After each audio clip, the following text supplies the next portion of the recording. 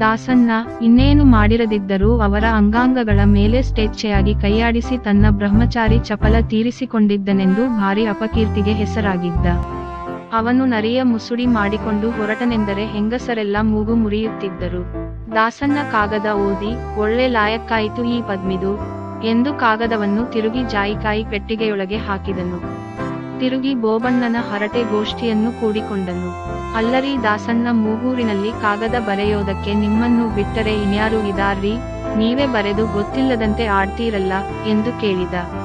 ಛೇ, ನಾನು ಬರೆದರೆ ಇಲ್ಲೇ ಪೋಸ್ಟು ಮಾಡಬೇಕು ತಾನೆ, ನೀವೇ ಮೊನ್ನೆ ಊರಿಗೆ ಬಂದವರು ಇಲ್ಲಿಗೆ ಕಾಗದ ಹಾಕಬೇಕೆಂದು ಹೇಳಿದಿರಲ್ಲ, ಎಲ್ಲರಿಗೂ ನಾನು ಹೇಳಿದ್ದೀನಿ, ಇರ್ಲಿ, ಕಾಗದ ತೆಗೆದುಕೊಂಡು ಟಸ್ಸೆ ನೋಡಿ ಎಲ್ಲಿಂದ ಬಂದಿದೆ ಅಂತ ಎಂದನು.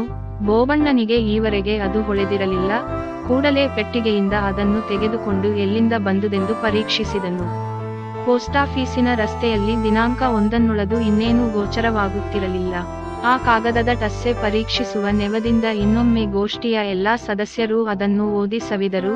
ಅದರಲ್ಲಿ ಒಬ್ಬ ಸದಸ್ಯ, ಬೇಲಾಯದನ ಹೆಂಡತಿಗೆ ಏನೋ ಈ ಚಾಳಿ ಇದೆ, ಅದಕ್ಕೆ ಬೇಲಾಯದ ಅವನ ಹೆಂಡತಿ ಬಿಟ್ಟು ಇರು ಅತ್ತಾನೆ ಎನ್ನುತ್ತಾರಪ್ಪ ಎಂದು ಗೊಣಗಿದನು. ದಾಸಣ್ಣ ಛೇ ಹೋಗ್ರಿ, ವಯಸ್ಸಾಗಿ ಜಬ್ಬು ಹಿಡಿದ ಮುದುಕಿ, ಅದಕ್ಕೆ ಎಂಥ ಹುಮ್ಮಸ್ಸು ಇರ್ತದೆ, ಯಾರೂ ಒಪ್ಪೋ ಮಾತಲ್ಲ ಇದು ಎಂದ. ಅದಕ್ಕೆ ಮೊದಲಿನವನು, ಹೂ ನಿನಗೆ ಗೊತ್ತಿಲ್ಲ, ಮುದುಕರಿಗೆ ಇರೋ ತೆವಲು ಎಂದು ಮುಸಿ ನಕ್ಕನು. ಆ ಗುಂಪಿನಲ್ಲಿದ್ದ ಓರ್ವ ಕೊಂಚ ವಯಸ್ಸಾದ ವ್ಯಕ್ತಿ ಈ ಮಾತು ತನಗೆ ಅನ್ವಯಿಸುತ್ತದೆ ಎಂದು ಪರಿಭಾವಿಸಿ ಅದನ್ನೊಂದು ಹೊಗಳಿಕೆ ಎಂದು ಗಣಿಸಿ ಹೆಮ್ಮೆಯಿಂದ ನಕ್ಕನು.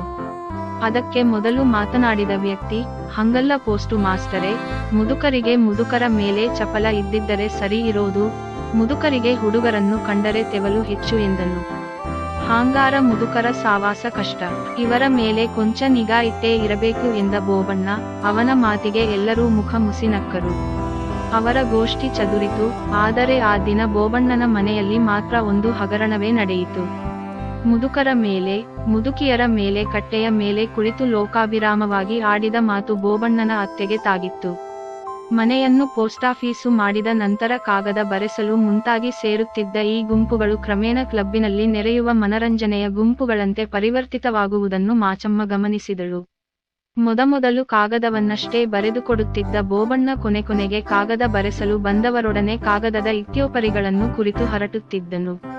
ಅನಂತರ ಈ ಕೆಲಸ ಹಾಗೆ ವಿಸ್ತಾರವಾಗುತ್ತಾ ಇಬ್ಬರೇ ಆಲೋಚನೆ ಮಾಡಿ ಕಾಗದ ಬರೆಸುತ್ತಿದ್ದುದು ಅನೇಕ ಜನ ಸಮಾಲೋಚನೆ ಮಾಡಿ ಬರೆಯುತ್ತಿದ್ದರು. ಮಾಚಮ್ಮನು ಕಾವೇರಿಯು ಅನೇಕ ಬಾರಿ ಈ ಪರಿ ಗುಂಪು ಕೂಡಿಕೊಂಡು ಹರಟೆ ಹೊಡೆಯಬಾರದೆಂದು ಎಚ್ಚರಿಸಿದಾಗ ಪೋಸ್ಟ್ ಆಫೀಸಿನ ವ್ಯವಹಾರ ಕಡಿಮೆಯಾದರೆ ಪೋಸ್ಟಾಫೀಸು ಮುಚ್ಚುತ್ತಾರೆಂದು, ಅದಕ್ಕಾಗಿ ತಾನು ಕಾಗದ ಪತ್ರಗಳನ್ನು ಹೆಚ್ಚು ಬರೆಯಲು ಪ್ರೋತ್ಸಾಹಿಸಬೇಕಾಗಿದೆ ಎಂದು ಬೋಬಣ್ಣ ಸಮಾಧಾನ ಹೇಳಿದ್ದನು. ಅದು ಈಗ ಇನ್ನೂ ಮುಂದುವರಿದು ಇತರರ ಕಾಗದಗಳ ಬಗ್ಗೆ ಹರಟೆ ಕೊಚ್ಚುವ ಮಟ್ಟಕ್ಕೆ ಮುಟ್ಟಿತ್ತು. ಮಾಚಮ್ಮನಿಗೆ ಇದನ್ನು ಮಾತ್ರ ತಡೆಯಲಾಗಲಿಲ್ಲ. ಕಾವೇರಿ ಬಳಿ ಬಂದು, ನೋಡು, ಆ ಪೋಲಿ ದಾಸಪ್ಪನನ್ನು ಕೂರಿಸಿಕೊಂಡು ಹರಟುತ್ತಿದ್ದಾನಲ್ಲ, ಎಲ್ಲಿಗೆ ಬಂತು ನಮ್ಮ ಮನೆ ಅವಸ್ಥೆ ಎಂದು ಹಲ್ಲು ಕಡಿದಿದ್ದಳು. ಕಾವೇರಿಗೂ ತಡೆಯಲಾರದ ಕೋಪ ಬಂತು. ಬೋಬಣ್ಣ ಮನೆಯೊಳಗೆ ಬಂದನು. ಯಾರೂ ಏನೂ ಮಾತನಾಡಲಿಲ್ಲ. ಕೆಲವು ದಿನಗಳಿಂದ ಈ ಬಗೆಯ ಒಂದು ಬಿಗಿಯ ವಾತಾವರಣ ಮುಂದುವರಿಯುತ್ತಲೇ ಇತ್ತು. ಬೋಬಣ್ಣ ಅಂಥದರಲ್ಲಿ ತನ್ನ ಕೊಂಚ ಬೆಳೆದು ದೊಡ್ಡವಳಾಗಿದ್ದ ಮಗಳ ಬಳಿ ಮಾತನಾಡಿ ಆಟವಾಡುತ್ತಿದ್ದನು. ಕಾವೇರಿ ಮಾಚಮ್ಮನ ಸಾನ್ನಿಧ್ಯದಲ್ಲಿಯಂತೂ ಇನ್ನಷ್ಟು ಬಿಗಿಯಾಗಿರುತ್ತಿದ್ದಳು. ತನ್ನ ತಾಯಿಯ ಪ್ರೀತ್ಯರ್ಥವಾಗಿ ಹೀಗಿದ್ದಾಳೆಂದು ತಿಳಿದಾಗ ಬೋಬಣ್ಣನಿಗೆ ವಿಪರೀತ ದುಃಖವಾಗುತ್ತಿದ್ದಿತು.